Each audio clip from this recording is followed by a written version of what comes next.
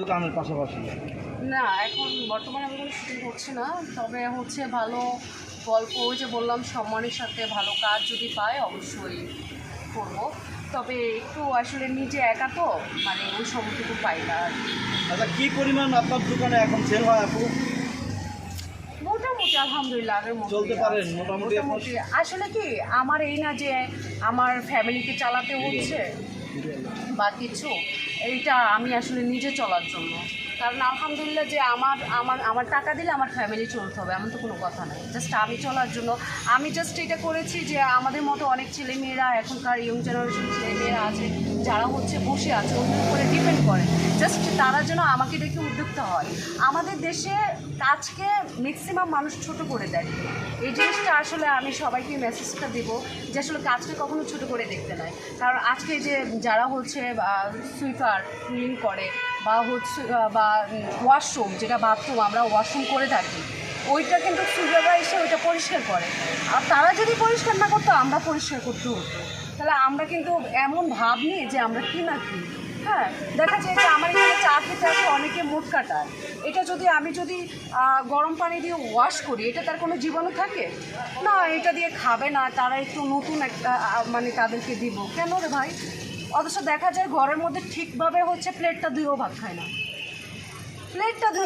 না, কিন্তু বাইরে এসে আমাদের দেশের ফুডাঙ্গি জিনিসটা আর হচ্ছে আপনার ওই যে ভাব জিনিসটা বেশি, এই জন্য আজ এই মানুষগুলো জীবনে ডেভেলপ হতে পারবে না। তো আমি বলবো এসব ছাড়েন, নিজেকে হচ্ছে প্রিয়ভাবে উৎসর্গ করেন, কাজে ফোকাস দেন, সবার সাথে মিশে যান। আমরা তো মাটির মানুষ, মিশে যাব, ঠিক আছে? আমরা মূল্যে আজ মূল্যে কাল শেষ, তাহলে আমাদের মধ্যে এই মানে এই যে আপনি দোকান দেওয়ার পরে অনেকেই জানছে যে আপনি একটা সময় অভিনেত্রী ছিলেন, এখন আপনি চায়ের দোকান দিয়েছেন, তারপরে আপনার ভিডিও কিন্তু প্রচুর পরিমাণ ভাইরাল হয়ে গেছে। এখন এই মুহূর্তে আপনি কি কোনো নাটক বা সিনেমার অফার পাচ্ছেন কিনা বা তো দিচ্ছে কিনা? হয়তো আমাকে এখন ওরকম কেউ দিতে পারছে না ভয়ে। কারণ কি? আমি জানি না, ওই যে আমি একটু স্ট্রেট ফরওয়ার্ড কথা বলি বা হচ্ছে ওই টাইপের কথা বলি, এই জন্য হয়তো অনেকে ভয় পাচ্ছে। হয়তো তাদের ইন্টেনশন এরকম আছে বলেই আমাকে দিতে পারছে না কাজের অফারটা, না হলে হচ্ছে কেন আমার এখন কাজ, অথচ আমি কিন্তু প্রচুর পরিমাণ মানুষ এখন আমাকে চিনে, প্রচুর পরিমাণ ভাইরাল হয়েছি।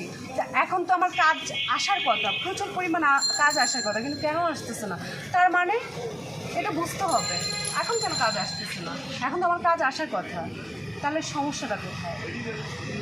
তার মানে আপনি বলতে চাচ্ছেন যে যারা নাটক তৈরি করে বা যারা সিনেমা তৈরি করে তারা ইন্টেনশনই মেয়েদেরকে ভোগ করা এরকম যেমন কিছু? শুনেন, আমি একটা কিছুদিন আগে একটা হচ্ছে ইয়েতে গিয়েছি, স্টুডিওতে গিয়েছি ইন্টারভিউ দেওয়ার জন্য। তো ওনার নাম আসলে আমি বলবো না, বাট উনি আমাকে বলেছে SM গিভেন টেকের কথাটাই বলেছে। তো আমাকে বলছে যে আপনি যে চাটা সেল করেন এটা কি আপনি কাউকে ফ্রি খাওয়াবেন? তখন আমি বলছি যে চাটা যে আমি মানে হচ্ছে চায়ের সাথে গিভেন টেকের সম্পর্কটা, ওইটা হচ্ছে কাপড় খুলে আকাম করা, আর ওইটা হচ্ছে চা, আমার কষ্টের চা আমি সেল করবো, আপনি কিসের সাথে কী তুলনা দিচ্ছেন অ্যাজ এ ডিরেক্টর? তো বুঝেন মানুষের মেন্টালিটি আসলে, তার মানে কি মানুষের মেন্টালিটি কতটা নিচে নামছে। আমি তারপর ওনাকে আর কিছু বলি না, আমি বলি বাকি কথা আপনাকে পরে বলবো যদি কখনো মিউজিক দেখা হয়। ডিরেক্টর? না না, উনি বিভিন্ন নাটকের ডিরেকশন দিয়েছে, হ্যাঁ, নাম করা মেবি পরিচিত। সো ওনার কথাবার্তা তার মানে আপনারা বুঝেন আমার চায়ের সাথে উনি গিভেন থেকে তুলনা দিচ্ছে। মাছের যে মাছ বিক্রেতা, তারা যে মাছ সেল করে তারা কি নর্মালি হচ্ছে টাকা ছাড়া দিয়ে মাছ সেল করতেছে বা চা সেল করছে, এটা দিস ইজ দ্য বিজনেস। কিন্তু কাপড় খুলে সেল করা এটা আবার কোন বিজনেস ভাই? বুঝলাম না। আচ্ছা, তার নাম বলা দরকার নয়, সে কি মূলত নাটকের? হ্যাঁ, উনি ডিরেক্টর। হ্যাঁ, ইভেন অনেকগুলো মানুষের সামনে সেম কথাটা বলছে। তো আমি আসলে ওনার কথাটা, কারণ যেহেতু উনি হচ্ছে সিনিয়র পার্সন, ওনাকে এই অসম্মানিটা করি নাই, আমি সুন্দরভাবে চলে আসছি, কারণ ওনাকে অসম্মান করলে অনেক কিছুই করা যায়।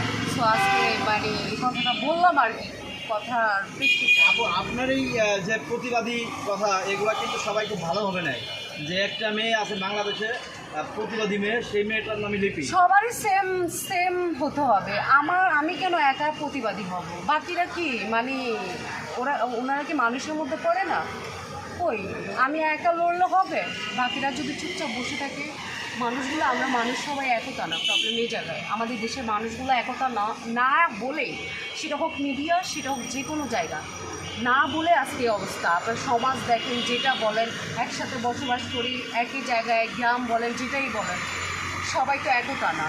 কে কেমনে পারবে, ও একটু উপরে উঠছে তার নিচে টেনে নামাই, কারো ভালো কেউ চায় না। এই হলো তো সমাজ বলেন, যেটাই বলেন, মানুষ আসলে আমরা কিন্তু মানুষ ঠিকই, আদৌ কি আমরা মানুষ সেটা আসলে ভাবতে হবে।